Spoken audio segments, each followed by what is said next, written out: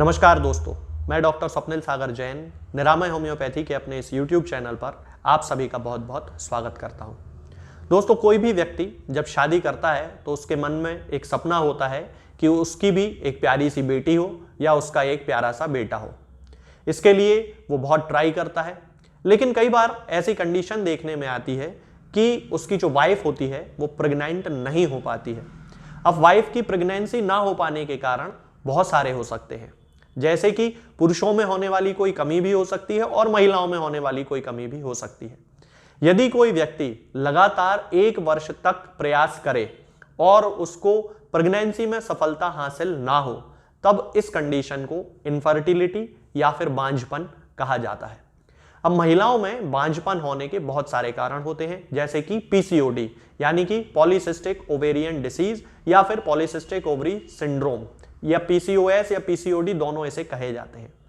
तब उस कंडीशन में, पीसीओडी की कंडीशन में भी ये देखा जाता है कि फीमेल में प्रेगनेंसी नहीं होती है। इसके अलावा जब उनके शरीर में पुरुषों से संबंधित जो हार्मोन, चूंकि जो हार्मोन्स होते हैं वो महिलाओं और पुरुषों में दोनों में पाए जाते हैं, तो महिलाओं में जब पुरुष हार्मोन की मात्रा बढ़ जाती है तब उस कंडीशन में उनके चेहरे पे, शरीर पे बालों की ग्रोथ अधिक होने लगती है।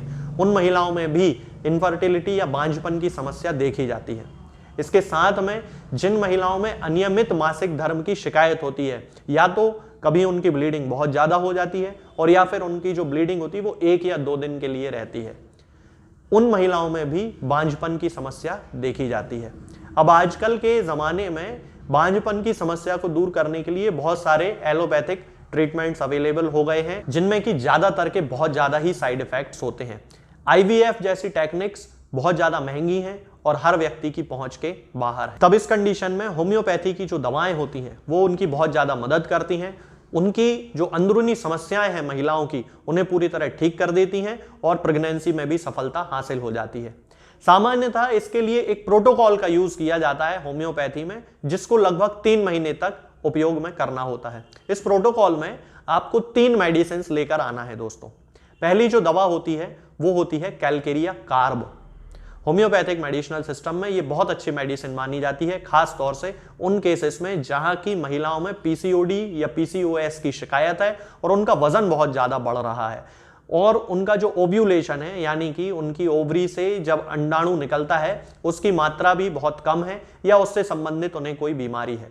तब उस कंडीशन में कैलकेरिया कार्ब बहुत अच्छी मदद करती है। तो इस प्रोटोकॉल की पहली मेडिसिन होती है दोस्तों कैलकेरिया कार्ब।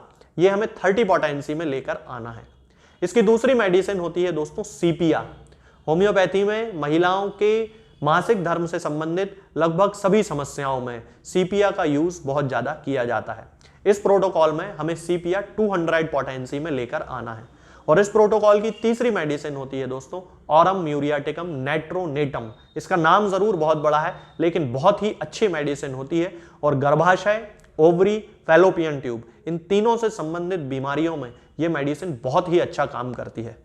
इन मेडिसिन को तीनों को साथ में यूज करना है, यानी कि 10-10 मिनट के अंतर से आपको इन तीनों दवाओं का उपयोग करना है। अब यदि हम इन मेडिसिन के डोज की बात करते हैं तो दोस्तों कैलकेरिया कार्ब की हमें 30 पोटेंसी की 2 बूंद सुबह और 2 बूंद शाम को पेशेंट को देना है। सीधे आप इसे जीभ पर भी रख सकते हैं या फिर यदि टेस्ट अच्छा नहीं लगता तो 1 चम्मच पानी में मिला के भी उनको दे सकते हैं। और ऑरम म्यूरियाटिकम नेट्रोनेटम की 4x पोटेंसी की 4 गोलियां सुबह, 4 गोलियां दोपहर में और 4 गोलियां शाम को उन्हें खिलाना है। अब इसमें जो सीपिया, जो इसकी तीसरी मेडिसिन है, उसकी 200 पोटेंसी की 4 बूंद हर तीसरे दिन, यानी कि जैसे आपने आज दी फिर कल नहीं देना है, फिर परसों देना है, फिर परसों के बाद 1 दिन छोड़ के फिर तीसरे दिन देना है। इस तरह से इसका उपयोग हमें करना है। इसकी 4 बूंद सीधे जीभ पर भी रख सकते हैं या फिर पानी में मिला के भी दे सकते हैं। तो ये जो तीनों मेडिसिन हैं दोस्तों, इनको कंटिन्यू 3 महीने तक उपयोग करना है। ये दवाएं महिलाओं से संबंधित जो बीमारी है उनको भी पूरी तरह ठीक करेंगी और साथ ही उनकी प्रेगनेंसी भी पॉजिटिव हो जाएगी। अब यदि पुरुषों में बांझपन की समस्या है और महिला बिल्कुल ठीक है, लेकिन पुरुष में यदि कोई परेशानी है तो फिर पुरुषों से संबंधित जानकारी के लिए मैं एक अगला वीडियो बनाऊंगा जिसमें मैं आपको पुरुषों के बांझपन से रिलेटेड दवाइयों के बारे में जानकारी दूंगा। ये जो दवाएं मैंने आपको बताई हैं दोस्तों, ये किसी भी होम्योपैथिक मेडिकल स्टोर पे आपको मिल जाएंगी।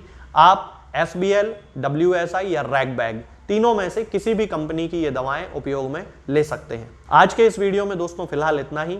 आगे के वीडियोस में मैं आपसे बात करूंगा कुछ नई बीमारियों के बारे में और उनकी होम्योपैथिक दवाओं के बारे में। तब तक के लिए जय हिंद, जय भारत। दोस्तों, होम्योपैथिक दवाओं को खाने का सबसे अच्छा तरीका होता है कि हम हमेशा खाली पेट इन दवाओं को खाएं। जिन दवाओं को दिन में केवल एक बार खाना है, उन्हें सुबह खाली पेट खा लेना चाहिए। मुंह में अच्छे से कुल्ला करके, गार्गल्स करके मुंह को साफ कर लेना चाहिए और उसके बाद हमें होम्योपैथिक दवाई खा लेना चाहिए।